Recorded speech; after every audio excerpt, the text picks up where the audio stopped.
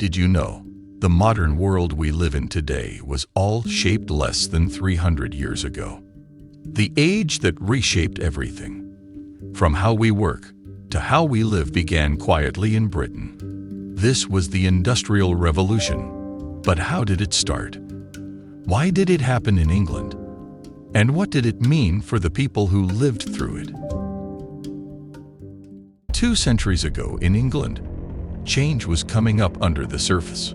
Farming villages dotted the landscape, and goods were handmade in small workshops. But by the early 1700s, the tide was turning. Steam power, new tools, better roads, and global trade were laying the foundation for an unprecedented economic shift. One of the first signs of this change came from Abraham Darby in Shropshire. In the early 18th century, he used coke instead of charcoal to smelt iron, a breakthrough that made iron cheaper and more plentiful. This sparked a wave of innovation. His descendants then went on to build the world's first cast iron bridge in 1779, a monument to how iron and ambition were reshaping Britain. By 1830, Britain produced most of Europe's coal, half of its iron, and nearly all of its cotton textiles. Machines now did the work of many, powered by steam and built from iron. But for this industrial giant to grow, it needed infrastructure. And that's where men like Thomas Telford and John Macadam came in. Telford built roads and canals across the land, while Macadam's method of layering stones became the basis for modern roads. Their efforts connected distant towns, ports, and factories, creating a network that pulsed with commerce. The true engine of this revolution was steam. Early models like Newcomen's steam pump could drain mines, but James Watt changed the game. In the 1760s, he introduced a separate condenser that made steam engines vastly more efficient. With the backing of businessman Matthew Boulton, Watt's engines powered cotton mills, breweries, and iron foundries. By 1800, there were more than 1,000 steam engines in operation across England. Factories sprang up, especially in textiles. Richard Arkwright's spinning machines, powered by water and later by steam, revolutionized yarn production. His Cromford mill was more than a factory, it was a system. Workers lived nearby, kept strict schedules, and produced goods in large quantities.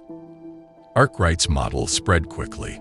Samuel Gregg's factory in Style and Titus Salt's mill in Saltaire built whole communities around industrial work, providing housing, schools, and churches. If cotton clothed the nation, pottery furnished its homes. Josiah Wedgwood, a potter and businessman, transformed ceramic production. He used chemistry to make stronger, cheaper products and organized workers in a factory-like setting.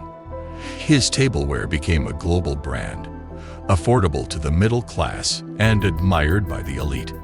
He didn't just innovate in design, he revolutionized distribution, using canals to move clay and finished goods. He cut costs and reached markets far and wide. Factories needed workers and consumers. The agricultural revolution had already transformed rural life with innovations like crop rotation and enclosure. This freed many from the land, pushing them into towns. By 1850, England's population had doubled. Cities swelled, and a new class of consumers emerged. Shops offered everything from cotton shirts to iron pans, and for the first time, ordinary people became regular buyers. The market grew complex. Merchants predicted trends, offered credit, and linked factories to customers. London, Manchester, and Birmingham became bustling trade hubs. The phrase "nation of shopkeepers" wasn't just a label, it was reality. England had become the workshop of the world, and its products reached every corner of the globe. While England once thrived on the transatlantic slave trade, public sentiment began to shift. By 1807, the British Parliament banned the slave trade, and in 1833, slavery itself was abolished in the British Empire. This moral and political shift redirected capital and labor from colonial plantations to domestic industry. Investors who once profited from slavery now poured their wealth into railroads, textiles, and ironworks. Consumers also sought goods free from the stain of slavery.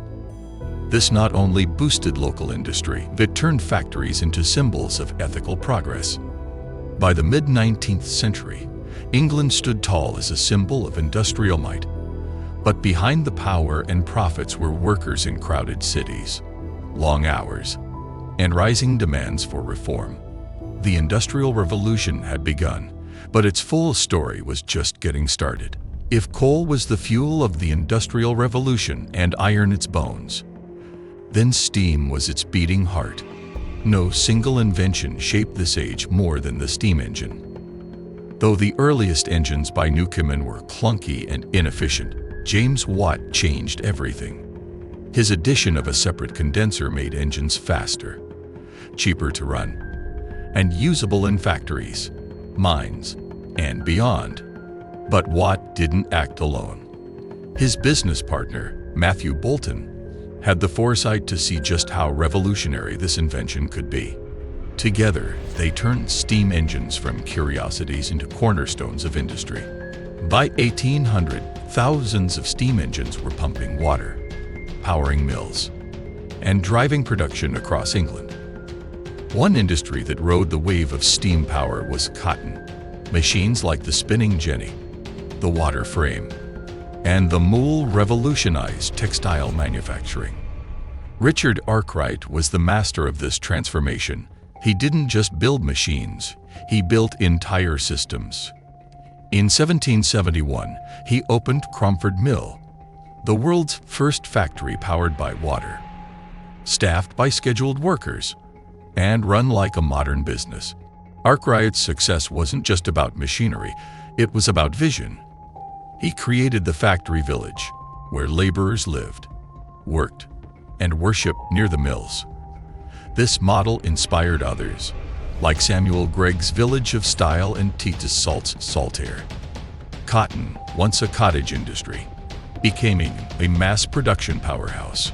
As more workers moved to cities and factory towns, new challenges emerged: child labor, low wages, and dangerous working conditions. But for many, these jobs offered a chance at upward mobility that the countryside could never provide. It wasn't only textiles transforming. In Staffordshire, Joshua Wedgwood changed pottery forever. A born innovator, he blended art and science to mass-produce elegant ceramics for everyday people. His success lay not just in invention, but in marketing. When Queen Charlotte bought his tea set, he created Queen's wear for the public, turning royal taste into mass appeal. Wedgwood pioneered the use of canals to ship delicate goods cheaply and reliably. He even helped fund major transport routes like the Grandtrunkcanal, linking the pottery towns to key ports. His factories were early examples of scientific management, complete with product testing, quality control, and worker training. With goods now being made on a massive scale, transportation became critical. Engineers like Thomas Telford and John Macadam built roads that didn't wash away in the rain. Telford's aqueducts and bridges, especially the stunning Pontcysyllt Aqueduct in Wales, showcased how far engineering had come. But canals and roads were only the beginning. By the 1830s, the railways took over.